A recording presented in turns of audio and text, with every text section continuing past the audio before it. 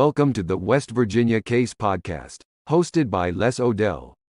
Join us as we dive deep into all things strange, including Bigfoot, aliens, ghosts, and more. Pull up a chair and set for a spell. It's going to be a great time. Now, without further delay, let's get the show started. Ladies and gentlemen, may I have your attention, please? The show starts in 10, 9, 8, 7, 6, 5, 4, 3, 2, 1. Hey folks, welcome back to the West Virginia Case Podcast.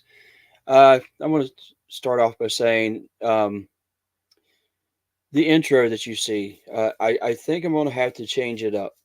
The last two podcasts I put out, for some reason I have somebody claiming copyright on my intro, and I've put in a dispute with it, and nothing's being done so far. So most likely it'll probably happen again. So I'm going to have to probably change it up, try to do a new intro, maybe go a little, I don't know. I'll figure something out. I don't know who that is. Okay, sorry about that. So I need to probably change that up a little bit. And I want to welcome everybody that's coming in to watch the show tonight. But I do want to say one thing. I want to put it out there.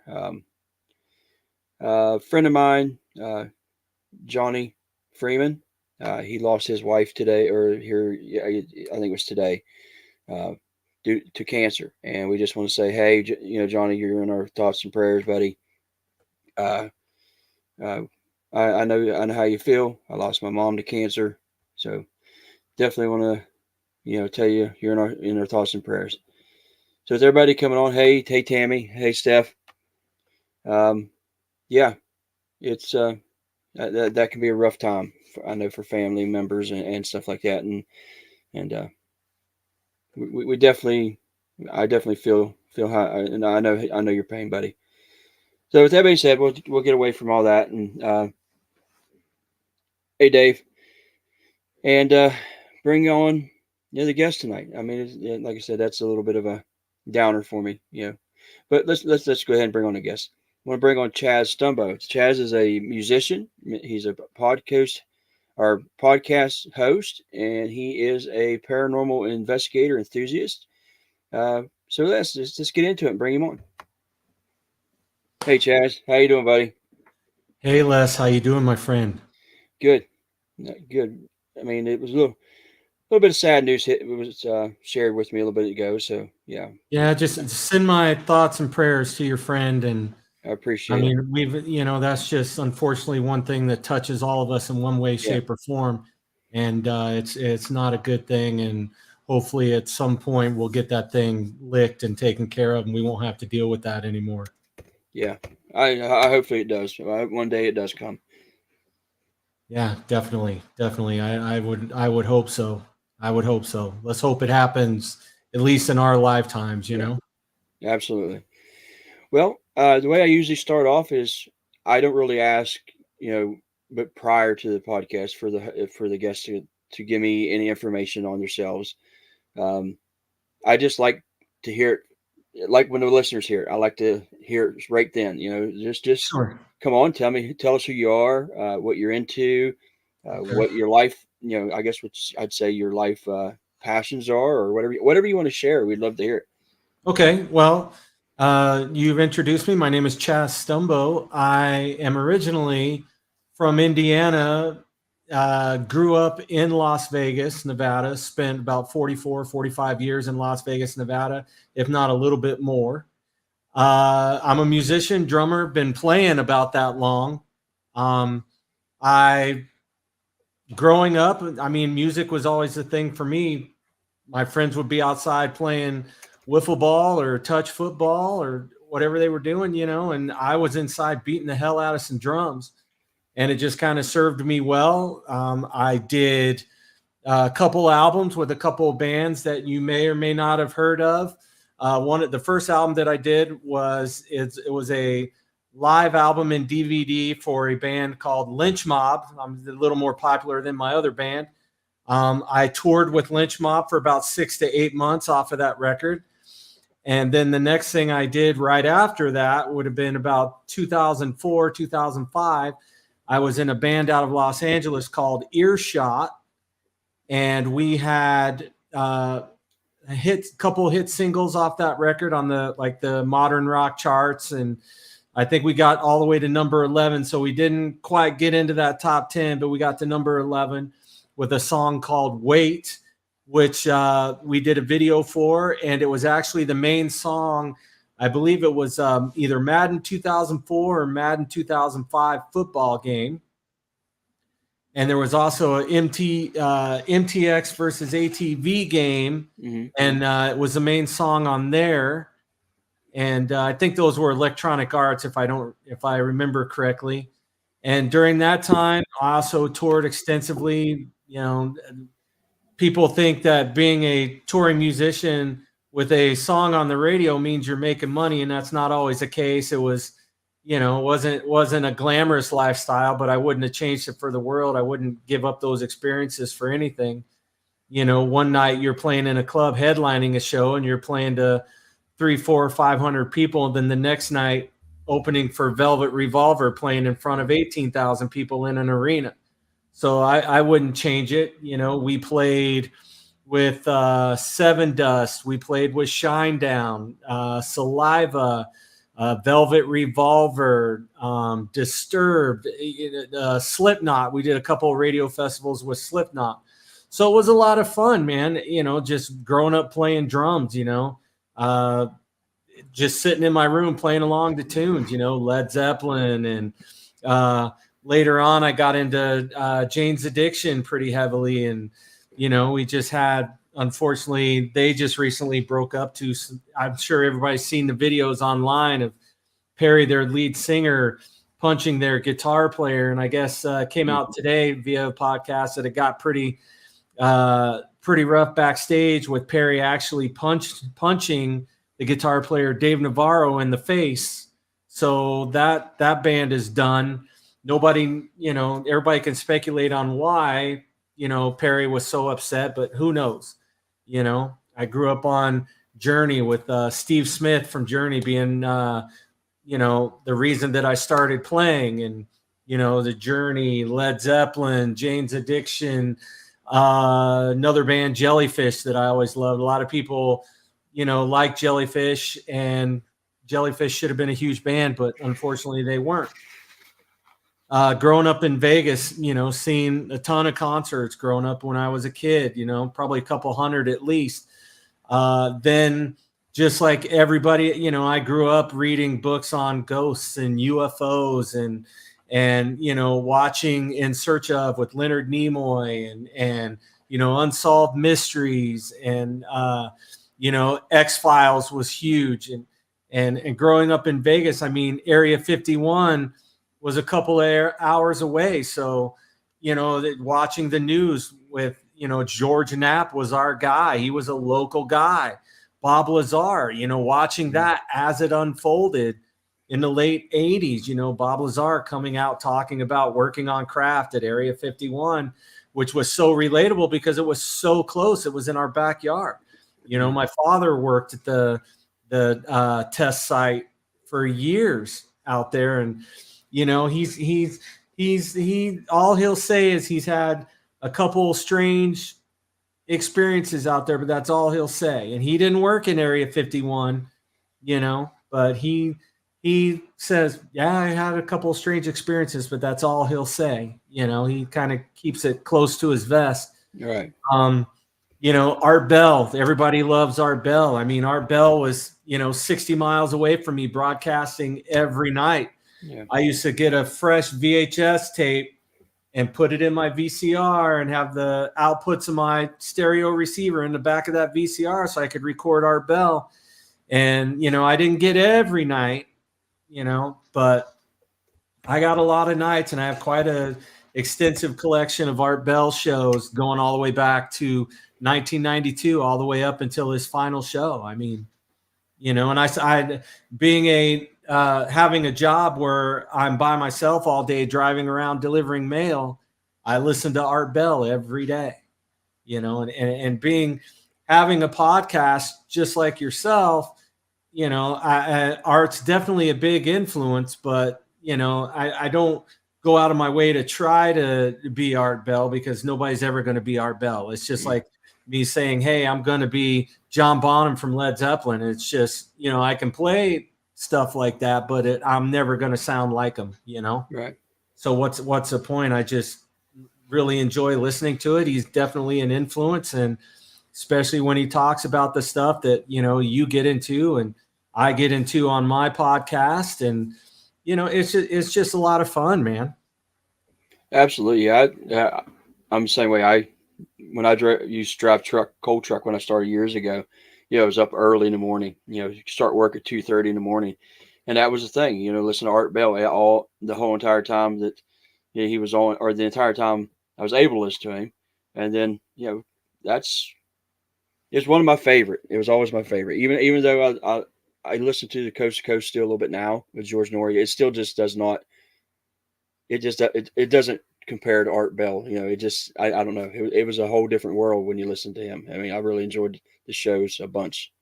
Right. And I'll be honest. When I was on tour back in 2004, 2005, I paid for the Coast to Coast podcast thing that they had going on back then, where, every morning you go on the website and the shows would automatically download to your computer so you could listen to them. And I did that. And that was before Art Bell kind of came back and was doing a show like on every other weekend or twice a month or whatever. And I'll be honest, since Art left Coast to Coast, I haven't listened to it, but maybe twice, and definitely not George Norrie. It was, like George Knapp or Ian Punnett. Right. I never listened to George Norrie. It's just, for me, Art was just so fluid, and it was such a natural. And I, when you listen to Art and you listen to his old shows, there's never really any questions that you come up with that Art hasn't already asked, or he doesn't ask as soon as you're thinking about it. Right. And that's the struggle when doing a podcast. But with George Norrie, the few times that I have listened to him, once or twice, 3 times maybe, there's always questions. I always find myself going, oh man, you dropped the ball. Why didn't you ask this? Yeah. It's almost like he has, a list of questions, and he's got 2 hours to get through those questions. And he's not really, he doesn't really fly by the seat of his pants. And at least that, everybody's got their opinions. That's kind of my opinion. And, I'm kind of like you. When I do a podcast, I don't really prepare too much other than, just saying, hey, is there anything you don't want to talk about? Right.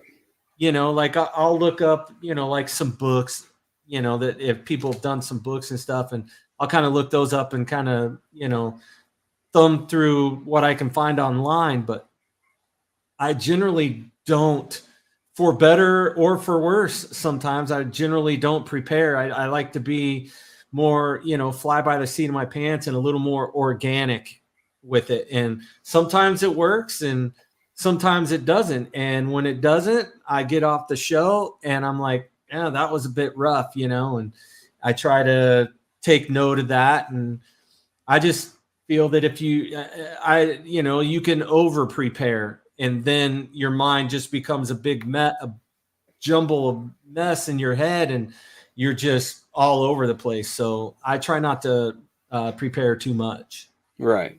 Yeah, I'm the same way. I mean, I don't know. I just don't. I like the questions, like when I'm listening to, like if I'm talking to somebody on here, I listen to what they're talking about, and if there's something that I have a question about with that discussion, that's what I like to hear. I don't really want to go in. It's like, hey, tell me about this, tell me about that. so when they bring something up and it sparks my interest, then I like to ask that question. Um, but yeah, but I will ask you right now, what what really got you in? I mean, you talk about Art Bell and everything in the books and everything, and your area that you lived in. Is that the reason why you got into some of this strangeness that you look into? Well, the interest was always there, but what wasn't there, or I guess it could be there, but I didn't know how to find it, was the ability to go do this stuff. I mean, growing up in Las Vegas, and listening to Art Bell, I was into all those topics, and I was like, man, I would love to go look for Bigfoot or the Dog Man, or it always seemed like UFOs were a lot easier to try to go, look for, just because of everything that was around me with Area 51 and the Phoenix lights in '97, which there were lights actually seen in Vegas earlier that night. That's Right. not, a lot of people don't know. So, that always seemed to be more feasible to go do. But as far as like haunted places in Vegas at that time, when I was growing up, you didn't really hear about places other than, okay, Elvis has a dressing room at the, Hilton, which is now called the Westgate, but was called the International Hotel when Elvis, played there all those years. And his dressing room at the time, they kept it locked. Like, he still had jumpsuits and everything in there from the last time he performed, and everybody's like, oh, we see Elvis in the showroom. And I just didn't have connections, to get in there to see any of that stuff, unfortunately. And then you heard about stories of Bally's, which was the MGM Grand back in the early 80s. It caught fire and people actually died from smoke inhalation stuck in the stairwells because the security doors and the emergency doors wouldn't open out. So they got trapped in the stairwell, and so, that's haunted. The Flamingo Hotel, what the gangster that owned the Flamingo Hotel supposedly haunted the area. And it's now like a chapel and like I would want to say it's almost like a garden or something like that in the middle. And his bungalow used to be there. So they claim that that's haunted. And then at the Desert Inn, which was imploded years ago, that's where Howard Hughes stayed. So they claim to see Howard Hughes. So, there was all these haunted things around, but I didn't know how to get access. I had no idea. And then 2007, 2008, all of a sudden I see these plumbers on TV investigating people's houses and helping these people. And I'm sitting here going, well, how the hell are they getting to do it? So then, because they were so popular on TV, because they were essentially the first show, the first paranormal ghost hunting show, Jason and Grant, kind of paved the way for everybody to do it. And then once it became popular, then you had Paranormal State. And then you had Zach, Nick and Aaron doing their stuff. And hold on my dogs are going to bark. My apologies. My wife's getting home. But, you had those shows and it kind of paved the way. And then I started going, okay, how do I find, there's got to be other people that want to do this. How do I find these people? So back then it was, Facebook was in its very infancy at this point, and MySpace was kind of on the way out, but then there was meetup.com. So I went on meetup.com and searched paranormal, and I found this guy was putting together a paranormal team, and he's like, hey, we're meeting at Denny's Sunday at noon. So I didn't know who this guy was. I just went to Wendy's Denny's on that Sunday, and there was like 12 people sitting at this table. So I'm sitting there and, having my, moons over my hammy or whatever, and chatting with all these people, and it was a blast, and we all got along great.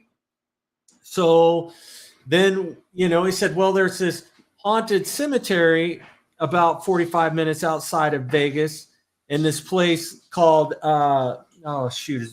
Sandy Valley. He's like, we should go out there. There's a lot of reports of paranormal activity out there. So at this point, it's like October. So the October in Vegas, it's nice during the day, but then it gets cold at night, and we're in the desert. So when you're out in the middle of the desert, it gets really cold at night. So, it's October, right around Halloween, we're groundbreaking. We're going to go out there right around Halloween. It's a full moon outside. And we go out there, and at this point, all I had was an audio recorder. I didn't have a video camera. I didn't have anything, just an audio recorder. And we walked around this cemetery, and I don't remember if I got anything at that night. I still have the audio somewhere. I don't think I did. I'd have to go back and listen to it all again. It's like 6 hours worth of audio, and it's always a pain in the butt to go back and listen. But I don't think I got anything. But what I did get out of it was wanting to do more and wanting to do a lot more. And at that time, the group was called Desert Paranormal Research, because everybody, we lived in the desert, and the Vegas Valley Paranormal was taken. Sin City Paranormal was taken. So we had to come up with something. So then it became Desert Paranormal Research. So we did that for a couple years. We investigated a couple of cool places. We investigated the Pioneer Saloon, which has been on Ghost Adventures. I actually have a page on YouTube, Desert Paranormal Research on YouTube. If you look it up, I've got a video we captured of the stove at the Pioneer Saloon opening on its own. Cool. So we've got that on there. There's a couple other little things, some light anomalies at the Pioneer Saloon. This was back in like 2011 when we captured that. About 3, 4, 5 years ago, I was able to investigate Leslie's family tree up in Santaquin, Utah, north of me. It was recently, about a year and a half ago, it was resold a couple years ago to new owners, but they don't allow investigations in there. We got some pretty good EMF activity in there and a lot of good ITC stuff. That was a good night. The gentleman, my buddy Rob, that started Desert Paranormal Research, actually moved up to the Pacific Northwest up into Washington. So I asked him, I was trying to start my own team and trying to find people and just not having much luck. It was just my wife and myself and another couple. And then I finally just said, you know what? I'm not going to start my own team. I'll just talk to Rob, and I'll do like a chapter here, if you want to call it, and he can do his up there. And I'll just keep it to my wife and myself for the majority of the time. And then if other people want to step in every once in a while to join me and join us, they absolutely can on things, because I've had bad experiences with other teams in Las Vegas where, a lot of their biggest thing was paying to go to all of these places. And that was the big thing for them was, oh, we're going to this place, but it's going to be $150 a person. Mm-hmm. Who has that kind of money, And I don't have that kind of money. So unfortunately, with that particular team being run by a person, and what he was doing was telling people, allegedly what he was doing was telling people, hey, this place costs $200 a person when it only costs $100 a person. All right. So he was pocketing the money, and everybody in Las Vegas found out that had dealt with him this person found out about that and it became a big mess. So I generally don't seek out places like that. You know, I enjoy the shows and I watch all of the shows because I enjoy where they go. You know, the shows are entertainment and sometimes they catch stuff that's pretty compelling, but a lot of times, you know, it is entertainment. They have to have ratings. So I'm okay with the fact that they embellish things. You know, I don't need ratings, so I generally don't embellish things. If I put out any type of evidence, I put it out in the sense of, hey, I think this is what this is. Please take a look and tell me what you think. All right. You know, tell me if I'm wrong.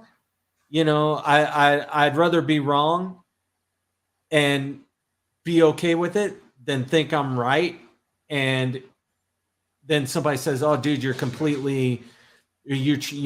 being disingenuous." No, even with the footage of the stove opening, you know, I presented at, "Hey, this is pretty interesting. Tell me what you think." Okay. I never say, "Oh, we captured this and it's absolutely this and there's paranormal activity." I never say I've captured paranormal activity. I say I've captured evidence. Please tell me what you think. You know, because I don't want somebody saying that I'm faking something, because I'd rather, if it's a piece of evidence like an EVP, which are the toughest sometimes, unless they're just, I either get something, and I haven't gotten very many because I don't go, you know, on paranormal investigations very often, maybe a couple times a year. But, you know, and that even goes back only a couple times a year since I started doing it. You know, it's not like I was hard and heavy for a while and then just kind of faded away from it. You know, if I capture an EVP and it's kind of a breathy EVP, and I'm not sure, like if it's something, you know, a lot of people capture things and it says like, "No," or something like that, I don't share that with anybody because I don't know if it's me going, you know, breathing out. So I don't share that with somebody. But it's either something like that or it's something that is so blatant, like just it sounds like so legit, like so real, but I've never really gotten anything that's kind of in the middle. You know, like where you get something and you don't really understand what it's saying. Mm-hmm. I wouldn't share that because you know, I don't know what it's saying, and I don't want somebody to, you know, I'd rather not share something if I'm skeptical of it, then it has to be something where it kind of blows my mind for me to share it and go, "Hey, what do you guys think?" Because I don't know. Right. You know, one of the worst things it always bothered me with audio and EVP evidence is when people would put it like in Audacity and stuff like that, and they'd mess with it so much, you know, saying, "Well, we cleaned it up, we did this, we did that," and it would come back sounding robotic, and you still couldn't understand what was being said. And with that, it's not genuine anymore. It's an artifact of what you've done, you know, with that program. So I'm right there with you. If I can't really hear it or make sense of it when I'm listening to it, I've never put it out there. I mean, it's just there's no need to. Why put something out there where everybody's got to like, well, maybe it's this, and they got to you know, think about it. And so yeah, I'm right with you. I respect you for doing that. I mean, to me that's the best way to do it. Right. And I mean, I don't have a ton of you could look up my page, you know, the Desert Paranormal Research on YouTube, and I don't even think there's 10 followers. You know, and I really don't care. You know, it doesn't, you know, I'm older at this point, so it doesn't really matter to me. I'm not out to get, you know, likes and views with that stuff. If I put it on there, I put it on there so in case something happens to my hard drive, it's somewhere. Right. You know, and I can always go re-download it, and, you know, the quality won't quite be the same, but at least it's somewhere, and I can go, "Oh yeah, you know, I captured this Desert Paranormal Research on YouTube. go check it out, or I can pull it up on my phone, and that footage of the stove opening at the Pioneer Saloon in Good Springs, Nevada, I shared that with a friend. I came to be a friend of mine, Joshua P. Warren. I don't know if you're familiar with Joshua. I've heard the name, yes. Yeah, an awesome guy. He's like the mad scientist of the paranormal and just everything weird in general. And he's such a cool dude. Like, he's been on Coast to Coast AM a million times with George Norrie. He does a podcast on the Coast to Coast AM network. He does a podcast, and I like how he does it because it's very guerrilla in the sense where there's no intro, there's nothing. It's just, hey, this is Joshua P. Warren, and he just goes, and he's such a natural speaker and is such an influence when it comes to that, because I love how there's no real production value to it. He just hammers it out. And I had followed him. He's been on Ghost. I believe he was on Ghost Hunters. He's been on Ghost Adventures a bunch of times. And I had met him. I was looking, there was a paranormal page or something I was following on Facebook, like a Vegas paranormal something. And there was a post in there, hey, we're shooting a pilot for a paranormal TV show, and we want to know about any legends, weird, scary legends in Las Vegas. So I immediately responded, hey, there's this park in Las Vegas called, anyways, I forget the name of the park off the top of my head. Anyways, the story goes that this 9-year-old kid snuck out of his house in the middle of the night and went to that park to swing on the swings. And it's on a pretty busy street. Mm-hmm. And when he was going back home, he got hit by a car. So that, people claim that they see the swings swinging by themselves, right, or they see a little boy swinging on the swings late at night. And when they approach him to ask him, if he's lost or ask him what his name is, where he lives, he looks up and his face turns into a demon. Right? So that's the legend with this particular park. Well, I've investigated this park. Oh, Fox Ridge Park was the name of the park. So I've investigated this park a bunch of times, and I've never gotten anything from the swings or the playground or anything.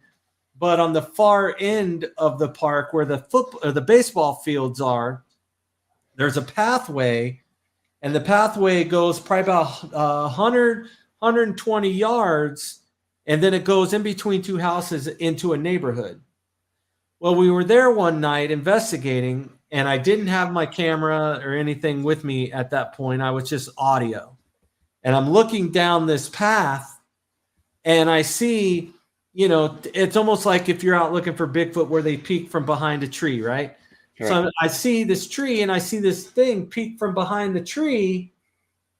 And as soon as it notices that I see it, it dodges back behind the tree.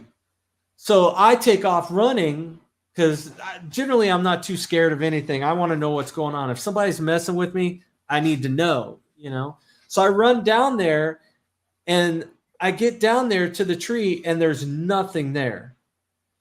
And I mean, they would have to have run out on the path, but the tree was only like a pine tree, like about that wide.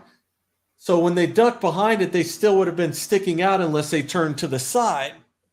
And if they ran, I would have been able to see wherever they ran. There was nothing there. Right? So that's the only experience I've had at that park. One other experience I've had was another location that we used to investigate all the time. It was the Amargosa Opera House and motel, whatever it is. And this is out in Death Valley. It's been on Ghost Adventures. I think they went out there once or twice, maybe. And the hotel, the rooms are very active. It's out in the middle of nowhere, Amargosa Valley. I'd say Amargosa Valley is probably about 40 minutes from Pahrump, Nevada. where Art Bell was stationed, or where Art Bell lived. This place, there were rooms that were active, but then there was a whole separate part of the hotel that was run down. And this was where the workers, it was a borax mine out there. And this is where the workers used to stay. And I mean, it's beat up. They call it Spooky Hollow because it's just pretty spooky. It's dark, and there's just, junk in all the rooms, and there's no doors on the rooms, and it's a one long hallway, and there's rooms on each side of the hallway, but none of them have doors. And there's two entrances or exits, whatever you want to go, into this place where you come in. There's a door with a keypad on it. You go through that and go through a couple rooms, and then it opens up into this long hallway with all the rooms on each side. And then at the end of that hallway, there's another door that's padlocked shut. Now, the only way to get out of Spooky Hollow is through the door with the keypad or the door with the padlock. And my buddy Rob from Desert Paranormal Research and I were standing at the end closest to the padlocked door, looking down this long hallway. Yeah, and my wife just said Fox Ridge. Yeah, see? So we're looking down this hallway towards, and it's about, I want to say, probably 50 yards down, so probably 150 feet down this hallway with rooms on each side. And we're staring at the door with the padlock on it, right? And there's a little bit of light that comes in from the outside, but not a lot.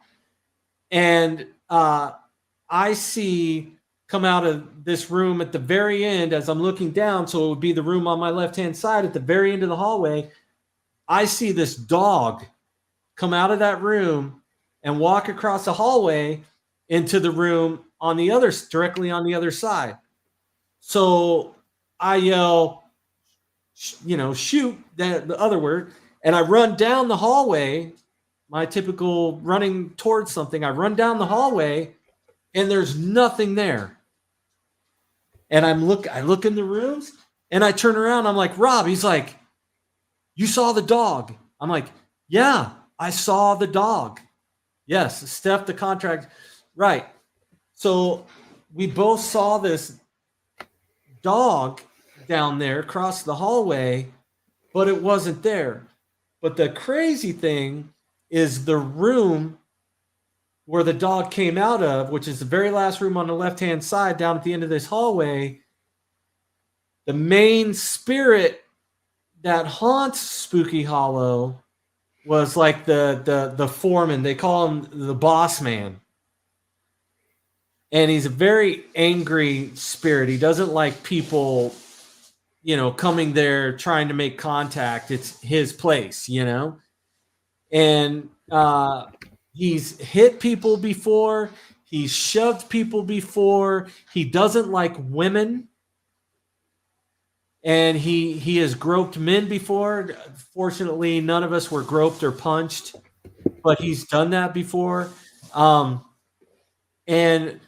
the strange thing is, when he's around, because that particular room gets a strong smell of cat urine, like very strong, like almost eye-watering, ammonia cat urine smell. Yeah.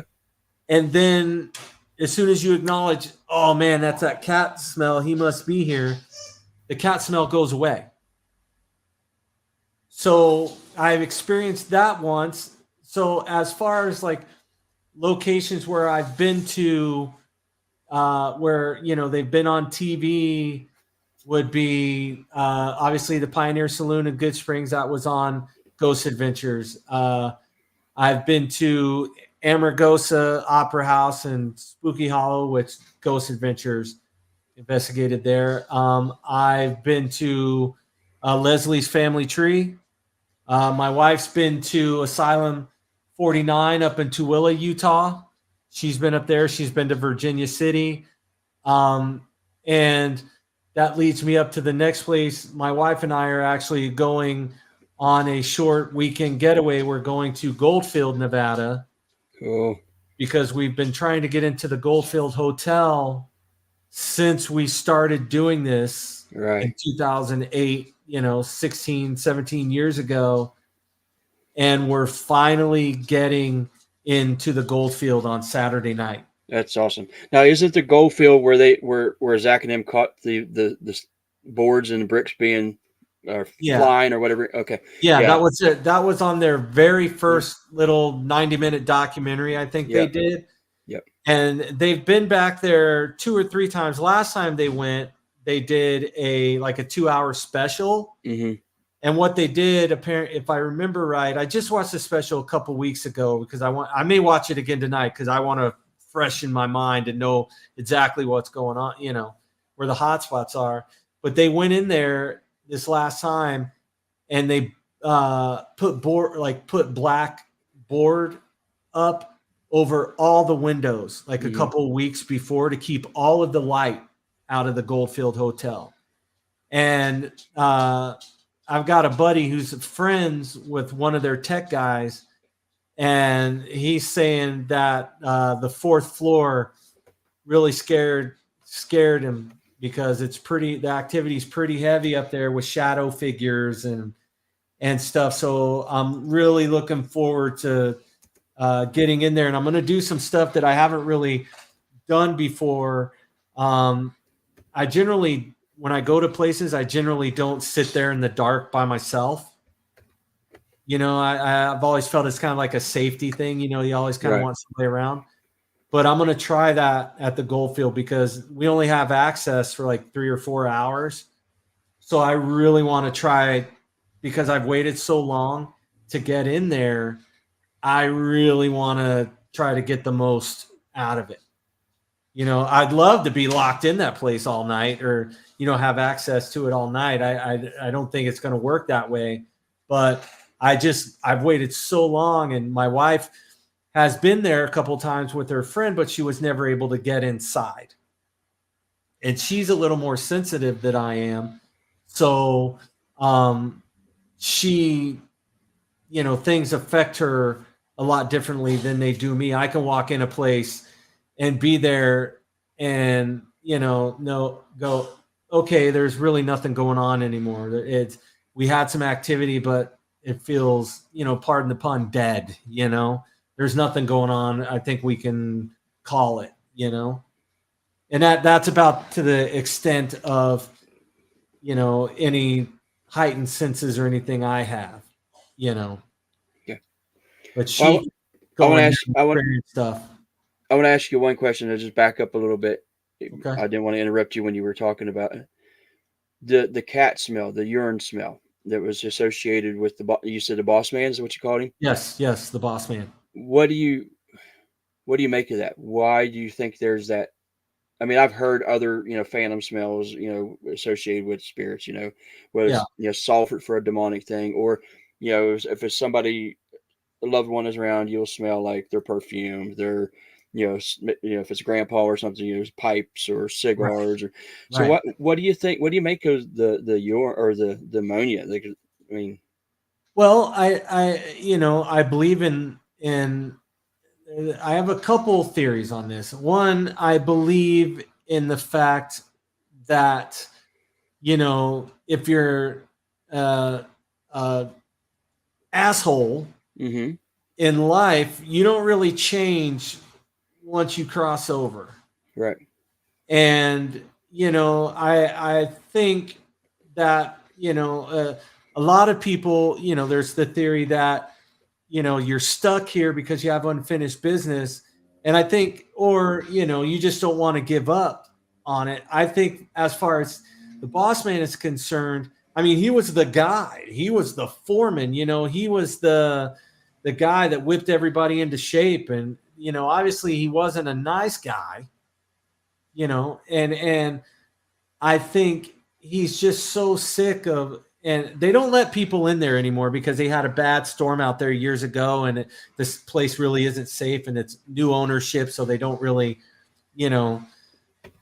encourage people to go in there. They don't let anybody in there. But I think as far as the boss man is concerned, he's not a nice guy now. He's not a nice spirit. And I think because he's so mean and angry and pissed off, I think, obviously he's a little more powerful than a lot of spirits. I think that's he knows that it's an offensive smell. And I think that's how he kind of manifests that smell to get people out of there. Because I mean, it's so rough and it's eye-watering. And then literally 5 seconds later, it's gone with no trace of it ever being there.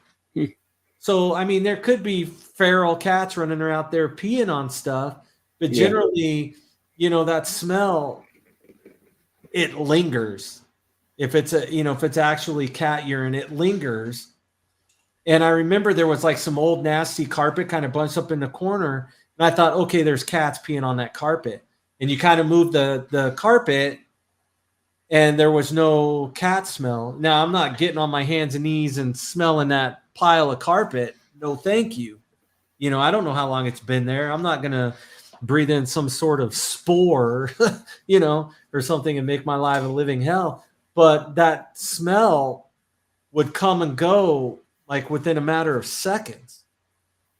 You'd be in the room with nothing, and then all of a sudden it would smell really bad. And you'd acknowledge, oh, the boss man must be here. And you try to make contact with him. And then the smell would go away.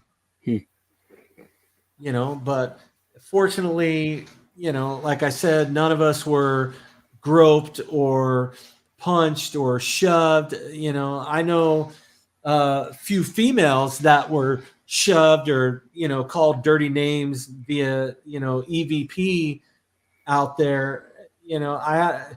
I lost a lot of my footage and stuff from there. I don't have any footage from inside Spooky Hollow anymore. I had a hard drive crash.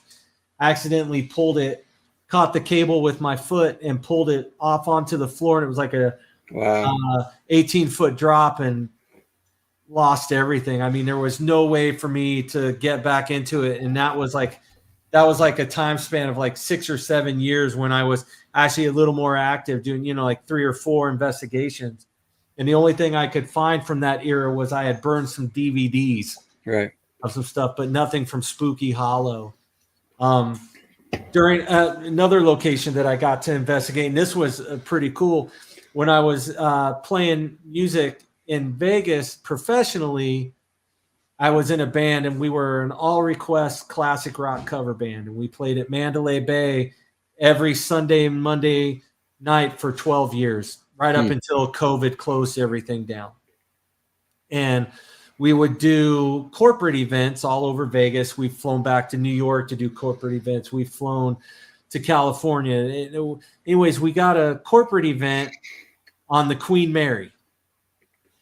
So I'm looking at my wife and I'm like, hey, we get to go spend 3 days on the Queen Mary for free. Hell Sweet. Yeah. Right?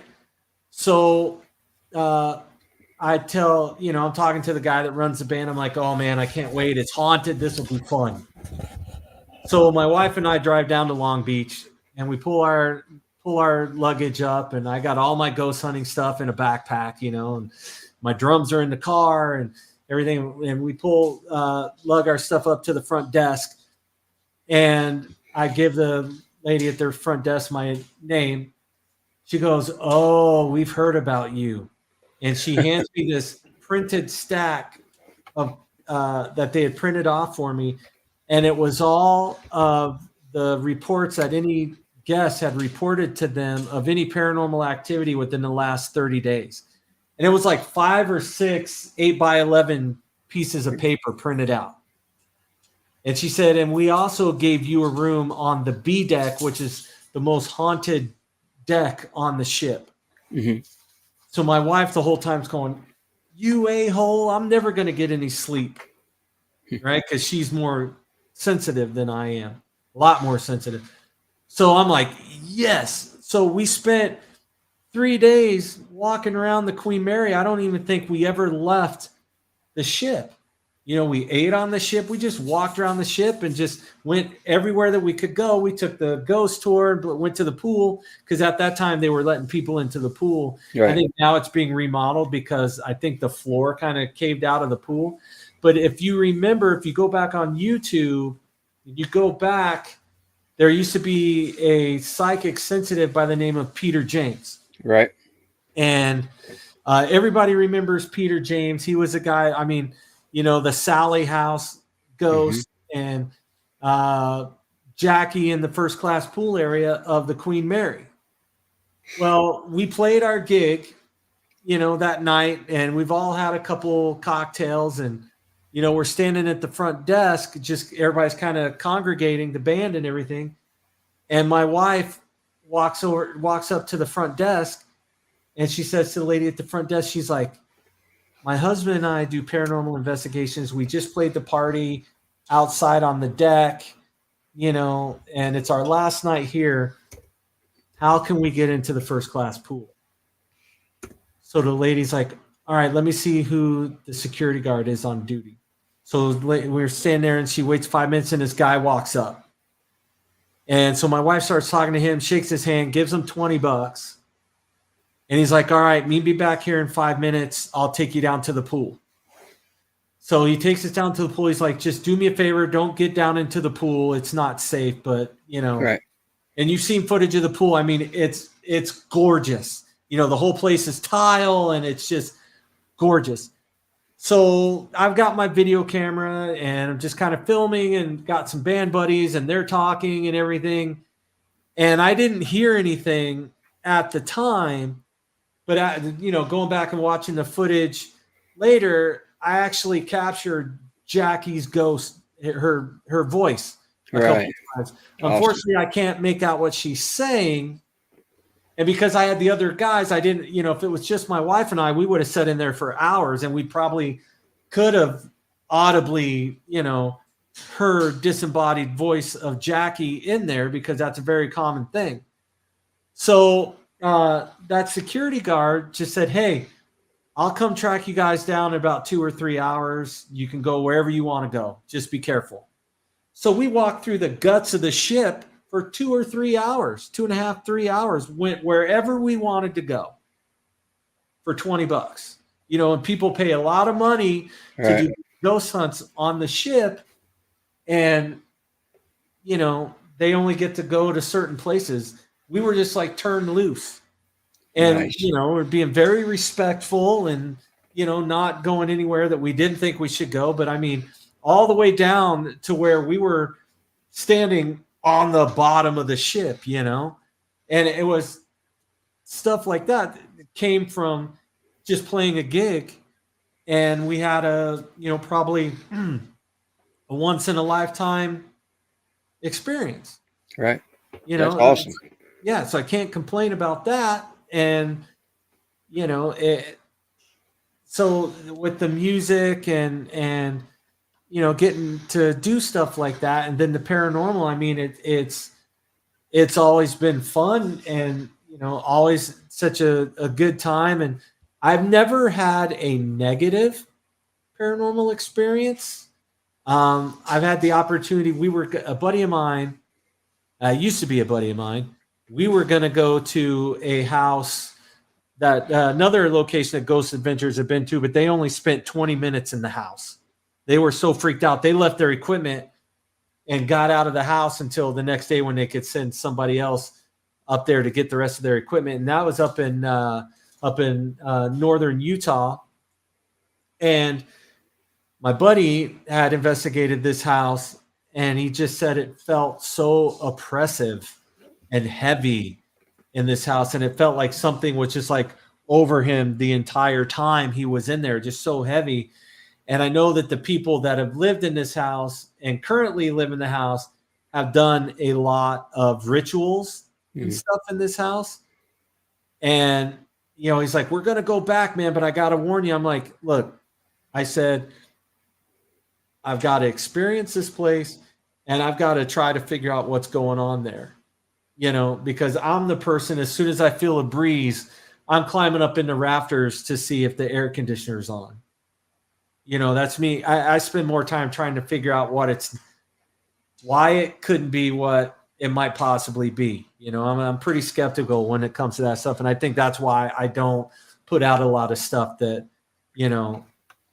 I think might be a little, paranormal, might be a little weird. Right. I don't put it out because I'm skeptical of it. But Okay. it is what it is. I'm not going to put it out unless I've got to be sure that, like, hey, what the hell is this? I think it's weird. Somebody's got to see this and maybe can back me up on it. Right. Like I said, I respect you for that. I mean, to me, that's the way everything should be. When you're investigating something, whether it's the paranormal, whether it's Bigfoot, whether it's alien stuff, whatever you're investigating, you look into the possibility of it being a natural occurrence or something that can very well be explained easily. Right. But yeah, I'm with you with 100% on that. Well, we're closing on an hour, and there's a few people popped up here with a couple questions. If you don't mind Okay. answering a couple questions. Sure, lay them on me. Absolutely. Danny wants to know, where's your favorite place to investigate?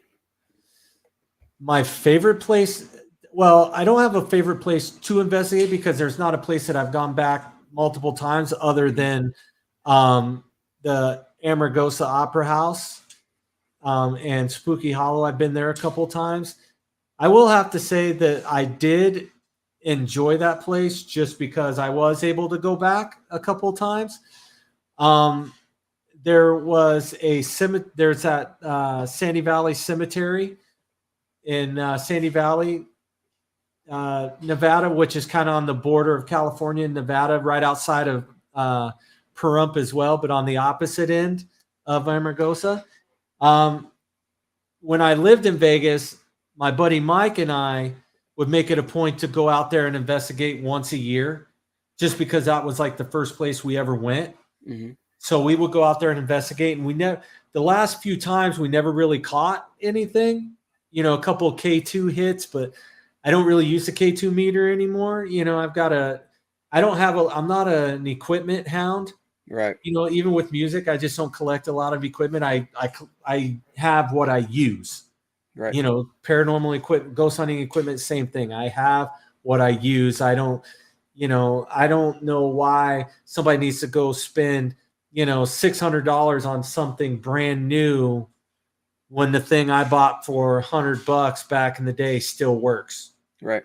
And they're the same type of equipment. So I'm like, whatever. But Sandy Valley Cemetery, I absolutely love because it's nice and small and it just has a sentimental spot for me. And Amargosa, I did love the obviously the Queen Mary, just because watching it on TV with Unsolved Mysteries, Peter James, I just love the fact that I was able to bring some bandmates in on it and have some fun and go anywhere we wanted to on that ship for a couple of hours. About 40 minutes from me right now is a place called Mountain Meadows, which is the site of the Mormon massacre. If anybody wants to look that up, it's a pretty rough story. The gist of it is there were some, back in the pioneer days, there were some people traveling to California, and they were attacked, and there were over 200, I think it's over 200 men, women, and children were killed, and their bodies laid there out in the open for 2 years before the Army Corps of Engineers came and buried all the bodies. So, it's a Mormon massacre in the sense that the Mormons at the time massacred these people. It's a kind of a, pretty rough story. If anybody wants to look it up, it's pretty rough. But there's a memorial site out there, and I've investigated a couple times there, and, just go out there for a couple hours, and God bless them, they put Wi-Fi out there because they have a security camera out there, So, as long as you're respectful, I don't think they're, really care if you go out there at night. But I mean, there's cows, it's an open range, so there's cows walking through there and everything. But I've never really gotten anything out of there. I took my grandson with me one time, and he had a good time. He really wants to get into it, but he's still just a little too young. But we've done. I like it out there because it's quiet, but I've never gotten anything out of it, and I don't know of anybody who's really gotten anything out of there. Leslie's family tree was cool because we got a lot of ITC responses out of there, like a lot, like full names. Like it said my buddy's full name out of there. You know, my buddy asked, "Hey, who's my friend? What's his name?" And it said husband because I was there with my wife. You know, you can kind of go, you know, it's sweeping across the radio. It could be a commercial or talk radio station or something like that. But when it goes over the course of X amount of sweeps, you know, it says my buddy's full name. You know, that's pretty compelling evidence. You know. So I don't really have a favorite place other than I you know, places that kind of are near and dear to my heart, you know, but not some place where I've been to like 5 or 6 times and get something every single time. Right. Which I don't think happens. You know, it doesn't always happen. You know, we used to do, when my son and I were doing it quite a bit, we had a couple places we called them hobby hunts. Basically, was to just keep just practice. You know, if we got something different, you know, like a different recorder, we'd use them there and test them out and stuff.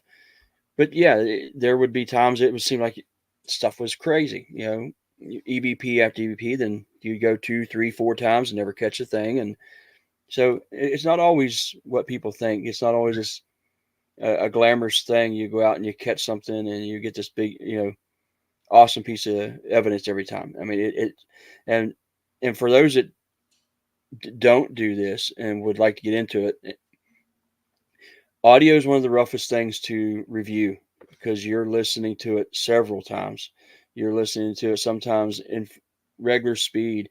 Then sometimes you'll listen to something, go back and replay it and slow it down. And so an hour can turn into like a couple hours or maybe 3 hours of audio. So for those that want to get into investigating, just be prepared to do that. You know, that's your that's your tip right there, is be prepared for that to happen. Right. And you'll go on these investigations and it used to be, all right, I've got to have 4 recorders running at all times during the entire investigation in case I catch something. And that was the first home in residential.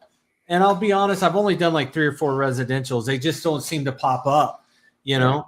But after that cemetery in Sandy Valley, the next location was a residential.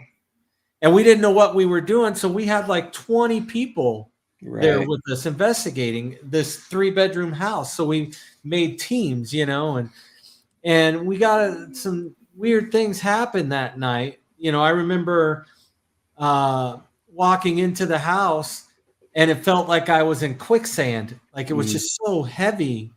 And I remember getting weird EMF, you know, hits off of like a pair of earrings. You could set a pair of earrings, these old antique earrings, on a table, and you could move the EMF away 2 feet to the left or to the right. Nothing, but you put it right over these earrings and there would be a reading. Right. You know, and back then we didn't know what we were doing, you know, so that was pretty. So every time's a learning experience. But what I learned out of that was I had my camera running and we were there for 8 hours.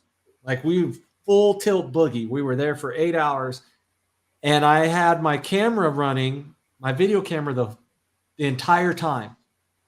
Right. Because in my head, I'm like, I don't want to run the risk of not capturing something because I don't have something there. Right. I had 3 audio recorders running throughout the house. So you add that up, that's 32 hours already of stuff. 3 audio recorders for 8 hours, that's 24. And the video, that's 32 hours plus any audio that my buddies were running. So I sit down, you know, and all we have is watching TV and watching these guys sit in front of this computer monitor and with headphones on, listening to audio, and they show that for like 30 seconds, and then, you know, it cuts and they've got all this evidence. So I'm sitting there and I'm sitting there for, an hour listening to audio, and I'm about ready to go run in front of a bus. Yeah. I'm like, I can't take it anymore. I can't sit here, and Right. then, so I just like, all right, I'm going to listen to it a half hour at a time and make notes. And then I can go back and I can pull that file up, and I've got the time written down, and I can start pulling clips rather than just sit there for hours.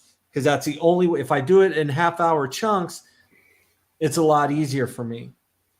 I'll tell you, Les, from that investigation, I don't think I've still listened to all the audio. Yeah. Just because I got so fried. And unfortunately, the video was on the hard drive crash. So I don't have any of the video, but I still have all that audio, and I still haven't listened to all of it. I've been in that position. There's just so much you have to take on, and you just can't sometimes. Just Right. can't do it. And you get into it, and you just, all right, I got to have this piece of gear. I got to have this piece of gear. And all of a sudden you've got all of this stuff. So you go to an investigation, and you've got, like with the Goldfield Hotel, we do have some sort of limited time there. I don't know if it's 3 hours, 4 hours, 5 hours. I don't know what it'll be. I think the plan's 3 hours. All right. So I don't want to spend the first half hour setting up equipment. Right. I want to walk in there with everything I'm going to use, in a backpack, my camera, I've got 2 video cameras I'm going to use. And the funny thing, I don't want to spend a half hour setting up equipment, because when we went to Leslie's family tree, I felt like I was more preoccupied with moving the camera around just to make sure that I got good shots and stuff, that I didn't have a whole lot of opportunity to just relax and experience. Right. You know what I mean? Absolutely. And I think that is that's my suggestion for anybody that does this is, you hear people say the best piece of paranormal evidence is or paranormal equipment is yourself. Mm-hmm. And that's absolutely true. I hate sitting there watching hours of video, of just like a static camera with nothing going on. Fortunately, that's how we caught the stove opening. But, it's just, for me, like, I almost feel like with the Goldfield Hotel, because I know where some of the hot spots are, I've got 2 cameras. I was thinking of calling a buddy and borrowing some more, but I'm just like, no, 2 cameras is going to be enough. I plan on, taking a camera and filming as we're doing the walkthrough. And I think I'll probably just keep maybe one of the cameras with me as we're kind of investigating, just on a tripod and setting it as we move around. But I know there's one spot in there that I just want to set and forget. Right. And again, that's hours and hours and hours that I'm going to have to sit there and watch. But the more I do it, the less I want to carry around. Right. Like when we do these investigations, I always have these grand plans in my head of what I want to do, and it never happens exactly the way I want to do it, because it never will. But then I just always hate leaving the place and driving home or driving back to wherever we're staying and going, gee, damn it, I wish I would have. I should have done that. I should have done this. I should have done that. Yeah. But that's the case no matter paranormal investigating or, recording a podcast episode. I as soon as the episode's done, I'm like, damn it, I should have asked this. Yeah. And I always immediately send a text to the person I interviewed and going like, damn it, I meant to ask this to you. So we're going to have to do part 2 sometime, and so again, I think everybody probably goes through that, but as far as investigations, I just like, if I could put the equipment on me, like the audio equipment, you know, you can put in like a little pocket or something like that. And, you know, Aaron's got a vest and he puts a lot of stuff on there. If I could have GoPro cameras that lasted for 4 or 5 hours, Yeah. you know, and I've seen them like shoulder mounted here, you know, I'd have one facing forward and one facing backwards. And I would do that because I want to experience it more than worrying about capturing something on, you know, video or an EMF meter. Yeah. I just hate, I don't know where to draw the fine line on that. Like, I would hate myself if I didn't have stuff to go through. Yeah. I hate myself when I have stuff to go through and watch and listen to. But then I hate myself if, you know, when I'm so preoccupied with that stuff that I don't experience anything. Yeah. That was always one of the things I at first I wanted a bunch of stuff, you know, like, you know, I wanted this, I wanted that. And then I got to the point where, you know, I just, a camera, a recorder, because I got to the point where I'm like, what am I missing? Because I'm paying attention to, I've got to do this with this piece of equipment. I got to set this up over here. I got to check on this.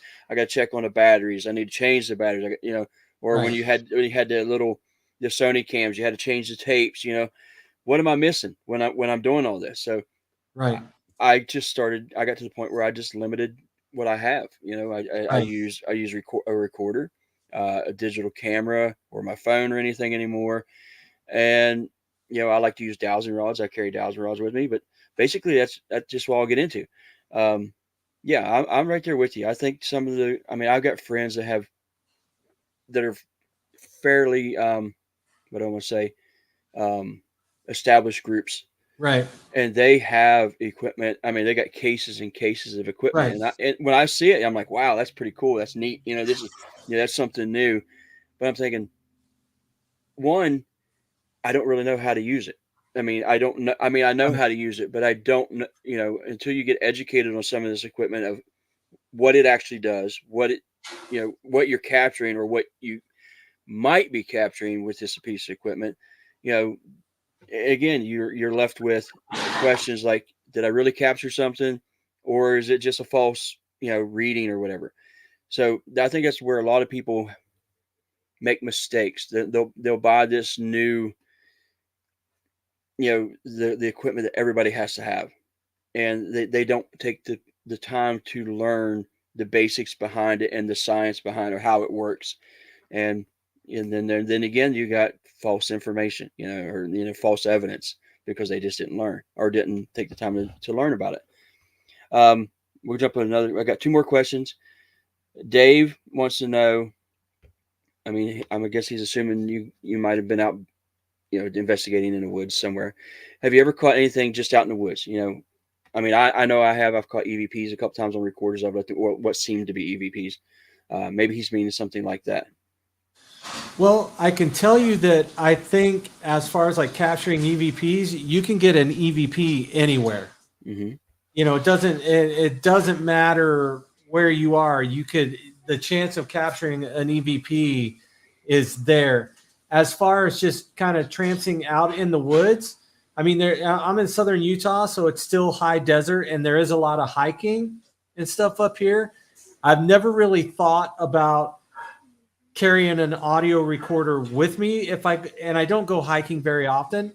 You know, it's kind of, you know, not my thing, and I wish it was, you know, because it's beautiful here.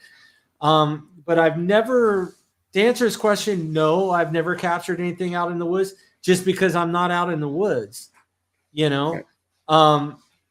And honestly, I never think about carrying a recorder around and just having it on 24/7, because biggest thing is I don't think about it because I'm always preoccupied with something else.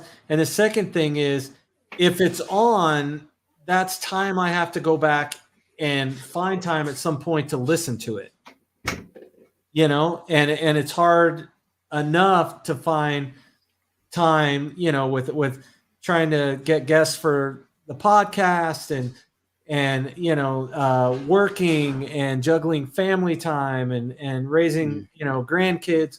it's tough to find time to sit down and do that stuff. So what happens is I actually find myself getting up. My time to sit down and do anything like that, as far as listening or watching anything, is super early in the morning before I go to work. Right. Because once I get off work, everybody else is up running around, and you're a part of everybody else's life at that point too. Right. So, to answer his question, no, because I'm just never in that position, never in that situation to be out there with a audio recorder on, because like I said, you could capture an EVP anywhere, but I just never really, I'm not focused on it like that, because I know that I'm going to have a very difficult time going back and listening to it. And I know there used to be a recorder that you could put headphones on, and it was like the EVP R or something like that, where it would record, but then what you heard in your headphones was a few seconds behind that. So I know that can get confusing for people. Most Sonys will do that. The ones I've had that you listen live, basically what you did. I mean, and you could, Right. it was just a split second behind what was going on. But yeah, most of the little Sony recorders I had used to do that. And bringing up Sony, 3 or 4 years ago, I bought a full spectrum camera off of Amazon. It was just kind of, there's a million of the same camera with different manufacturers slapped on the side, different names slapped on the side, but it's the same thing. So I bought it a couple $100 and had problems with it. Amazon replaced it. The replacement I got works pretty good, but every once in a while it has a problem. I've got from 2006, I got a Sony Handycam, standard definition, not high def, Sony Handycam with the night vision or whatever they called it back then on it. And that camera to this day outperforms every damn box that my grandson got home. Okay. That camera outperforms any other video camera I've ever used. Right. Yep. That Sony Handycam with the night shot on it outperforms every other video camera. Yeah, very similar to that. Very similar to that. Yep. I'd show you mine. It's packed up in my tub, ready to go for tomorrow. But I love that camera. Oh yeah, they were the best. The audio works fantastic on it. That you've got to have some pretty good IR lights for it. But when I've got 3 lights that I use with it, and it looks great. It's not 1040 or 4K, but to me, I'm like, whatever. I love that camera. It's going to work. Right. And, absolutely. I've had a couple of them. I have, hands down, the best ones I've ever had. Right. So that's, there's people, they see, Zach uses that DR60 recorder, and ever since Zach started using it, I mean, you used to be able to get them for like $20, and now they're thousands of dollars, and it's just everybody uses it. They sound like shit, but then people get EVPs off of them. I don't own one of those. I own one of my recorders is an old Sony that you can't even, it's before USB was a thing. Right. So you have to go out of the headphone jack into something and record in real time, transfer it in, but that thing works great. It's small. I've never had an issue with it. Batteries last a long time in it. And for me, that's kind of why I have a love for the older equipment, because it just works. Yep. I agree. And I don't get a lot of evidence just because I'm not out doing it all the time. I'd love to go on more investigations and do residentials and help people. And I'm sure the opportunity is up here in St. George, and Cedar City and wherever around here, just because I don't really see anybody doing it here, but also I'm like, I don't really have a whole lot of time to do it either, unfortunately. So it's kind of like, I can go to these places that I know is free, like the the Mountain Meadows or, a cemetery or something like that. But, I had a friend of mine, Kelly Elkins, and he had a team with his wife in Vegas years ago, and they were pretty popular, and they did a lot of stuff. And Kelly's like, why are you going to investigate a cemetery? He's like, if you were dead, would you want to be hanging out with your body? Would you want to be hanging out in a cemetery? He's like, no, you'd want to be hanging out where you had spent a big part of your life, where you had good experiences, So, and he's not wrong, but there are people that get stuff out of cemeteries, mausoleums and stuff like that. I've never investigated a prison. I've never, there's places that I want to go. I just, there's just, I'd love to go. My wife and I are tomorrow are going to be driving down Highway 375, the extraterrestrial highway. Mm-hmm. We're going to drive by the mailbox that sits on the extraterrestrial highway and the dirt road that you turn on that takes you to the gate of Area 51. We're going to be driving through there. We're going to be driving through Rachel, Nevada, and the little alien, as we're going to Tonopah, and then going to Goldfield. Cool. We're going to stop and, take pictures. We've been to, Rachel before, and we've, spent the night sky watching out there before and didn't see anything, but it was just kind of more to say that, hey, we did it and it was something to do, Yeah. Didn't really expect to see anything come up over the mountains, hover, make some weird maneuvers, and then drop back down like everybody saw in the good old days. Right. Oh, I need to share with you is an investigation I'm doing right now. Not on here, but I'll send you a couple things. Okay. Talk to you about some lights that I've recently captured on a property that you'll think is pretty cool. Right. Dude. I got a couple. They got two more questions real quick. Jared said, can you quickly, or can you, sorry, there it is. Can you better describe the dog he talked about? I guess the one between the two. Okay. So I'll just kind of break it down a little bit again. Look, staring down the hallway, rooms on each side, no doors on each hall, going all the way down to the end of the hallway, facing the door with the padlock on the door, right? Only way out or back past us. So I see this dog come out of that first room down there, which is the cat urine smell room, the dog man, the boss man's room, right? Mm-hmm. I see this dog walk slowly, just like calmly walk across. And to me, it looked like a German Shepherd or something like that. Looked like a dog, didn't look like a Doberman. It didn't look like a boxer. It didn't look like a Chihuahua. It was like your standard large breed dog, right? Not like huge, like Saint Bernard, just like a German Shepherd or something like that. And when I saw it, it wasn't see-through. It looked like a dog. The dog never turned and looked at us, It just moved from one side of the hallway out of one room, 3 or 4 steps across the hallway into the other room. You couldn't see through it. Didn't really hear paws on like the cement floor or anything like that. You didn't really hear. There were no noise. It wasn't a long-haired dog, so I don't recall seeing like any hair flowing off the dog, any fur coat, any coat or anything like that. It just looked like your normal everyday dog going from one room to the other.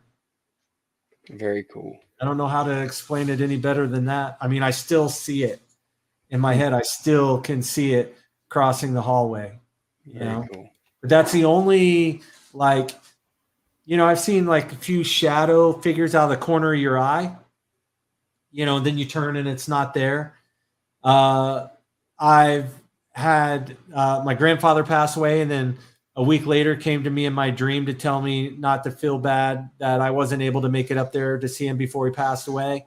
He just said, "Hey, I'm fine. Don't feel guilty." Blah blah blah. So whether that was me, my brain trying to make me feel better, or Mhm. that actually happened, I don't know. But that was just in a dream. So I've had that experience. I've seen stuff like kind of like when you kind of first wake up and you don't know if you're completely awake or not. Right. I've had experiences during that time where I've like seen, something in the room and then I open my eyes and nothing's there. I've never felt like I've been abducted by aliens. I've never felt like, there was something, hovering over me, pressing down on my chest, stealing my breath or anything like that. I don't think that. I don't know if I've ever had an attachment or Right. not. I've never foamed at the mouth or barked like a dog, at least not, outside of the privacy of my bedroom. Right. But Well, you're yeah, saying you say you haven't experienced any of that. So, I don't I, think so. well, that's really cool because uh, Jennifer has a question here because you didn't mention this. She wanted to know, have you ever encountered mind speak, and if so, is it on a determined frequency? My encounter included it, but I rarely hear it mentioned. Do you ever encounter it? Well, I'm not sure what Jennifer, if you can send me a message and explain mind speak a little bit better.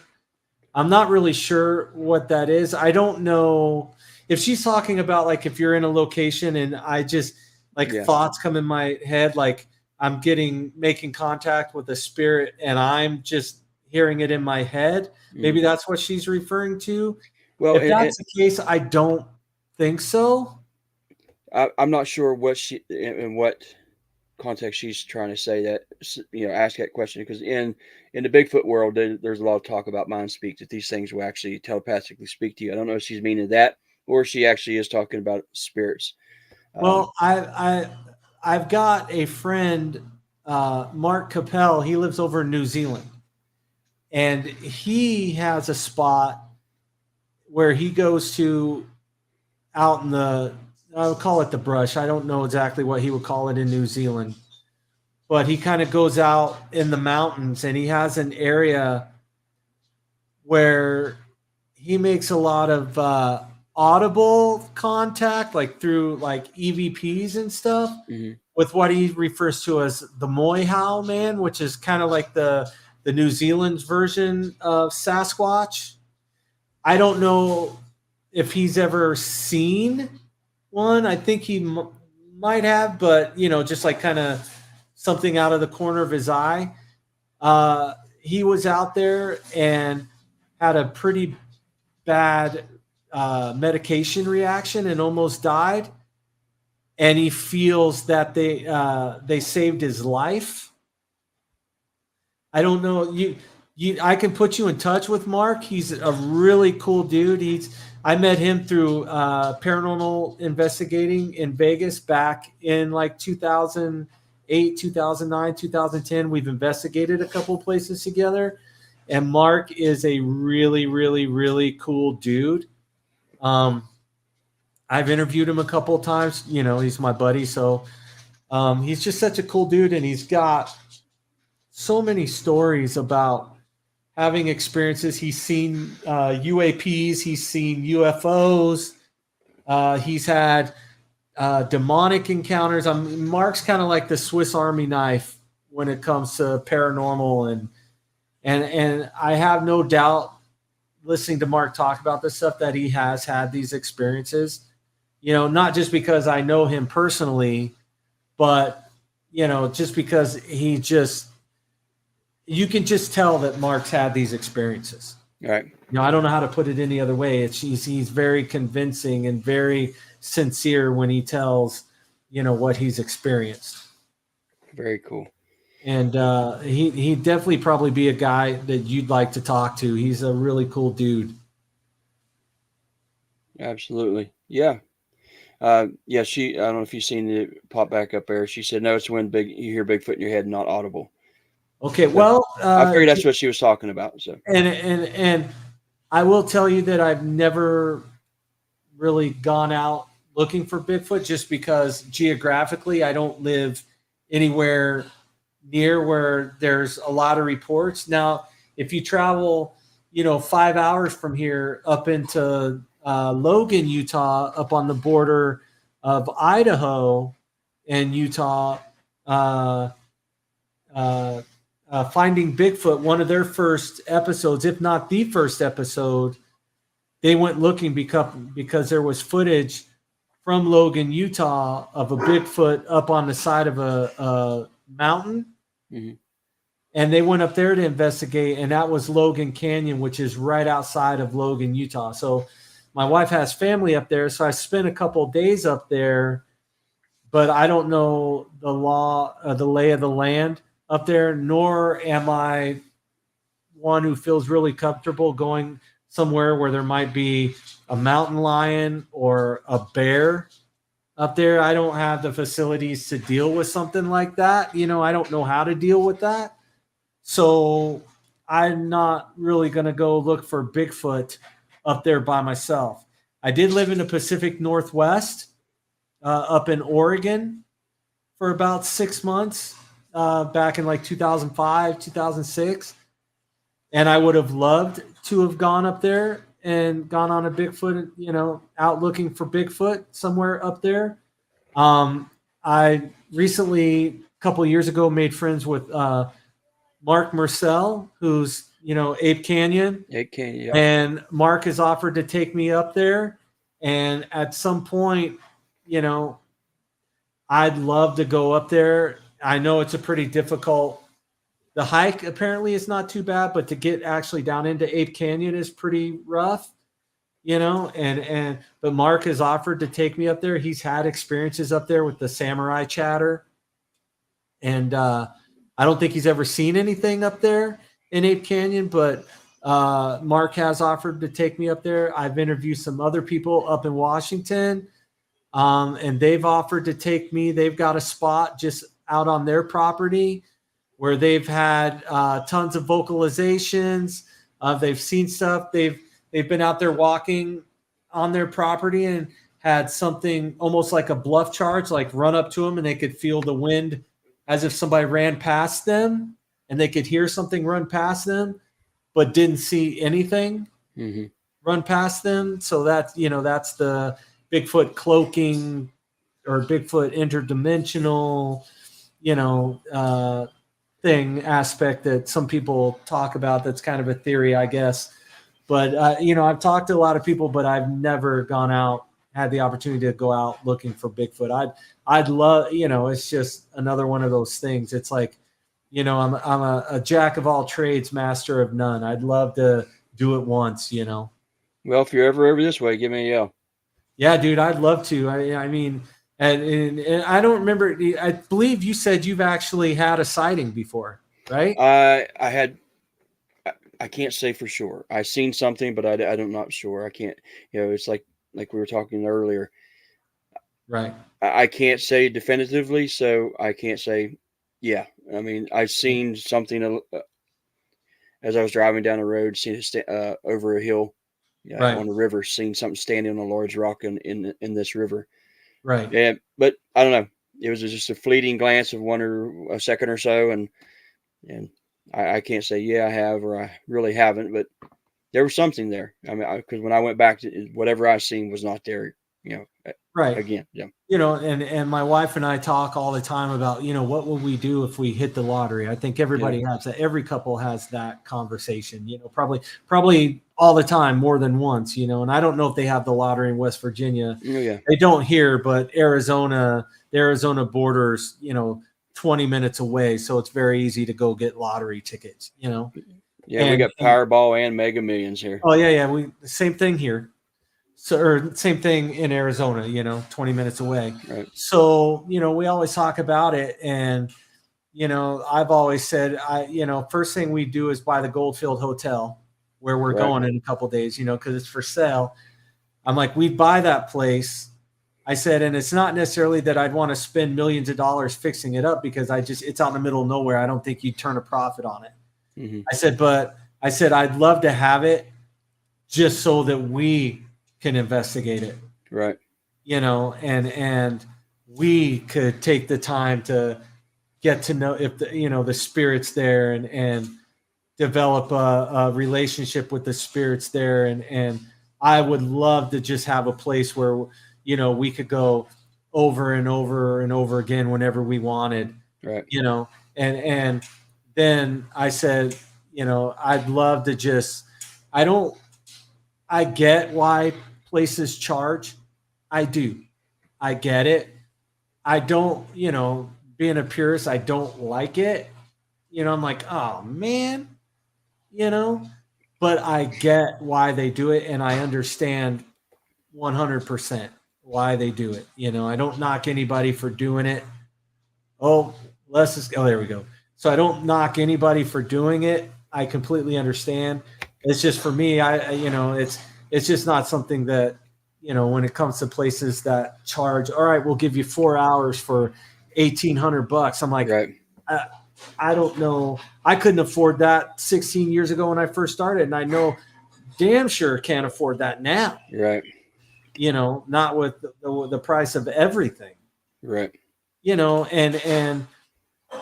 But the other side of that is, I my buddy Kelly Elkins, who I mentioned earlier, and his wife Diana, their biggest thing is, you're kind of being disrespectful to spirits when you're going there and you're trying to make contact over and over and over again.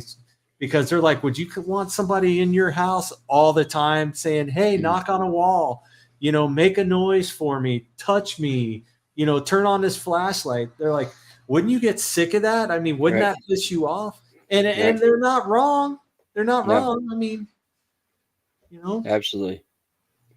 So, well, we're almost an hour and 40 minutes here. Okay. I usually don't go that long, but we've been having fun. Dude, we've been having fun. Patty Kathy, bro. My wife did just get home with my son. Family time. So I'm gonna go spend a little time with them. Then I got a phone call to make here in a little bit. Talk to a guy that called. I got connected with today that had a dogman sighting 2 days ago. So that's never stops, but it never stops. I just had on my podcast last week, I had Lyle Blackburn. You know who Lyle Blackburn is? Oh, yeah. Because I love those small town monster movies, Mothman, Dogman, Beast of Bray Road. Right. I love that stuff, and it's just because, reading the books and growing up, with that stuff. But, I just had you on the podcast, a couple weeks ago, 3-4 weeks ago. Mm-hmm. And, I appreciate you having me on tonight. Absolutely. If anybody would ever care to listen to any more BS that spews out of my mouth at any time, I do have, the Ear Mob podcast. That's EARMOB, because from Earshot and Lynch Mob, I put them together, got permission from everybody to do it. Ear Mob podcast. I cover everything. It seems to be that like paranormal is kind of a little bit easier to get guests with, and I'll talk to anybody. I don't care. Everybody's got a story and everybody's interesting. So I love just chatting with people and talking, but I've got that. I'll do music. Like I have my old bass player from Lynch Mob on. That was a whole lot of fun. Found out some stuff about the band that I didn't know about. I'll do music. I will do, I play Dungeons and Dragons with my buddies and I'll talk about that. I really don't care because I'm 52 and I don't care anymore. I just want to have fun and talk about whatever the hell I want to talk about, so that's on, there's Facebook, Ear Mob Podcast. There's Ear Mob Podcast Gathering, which is kind of a group. I don't really do much with that. I've got that. Whenever I do go live, it's on my personal page, Chas Stumbo, or it's on the Ear Mob Podcast page, YouTube, Ear Mob Podcast.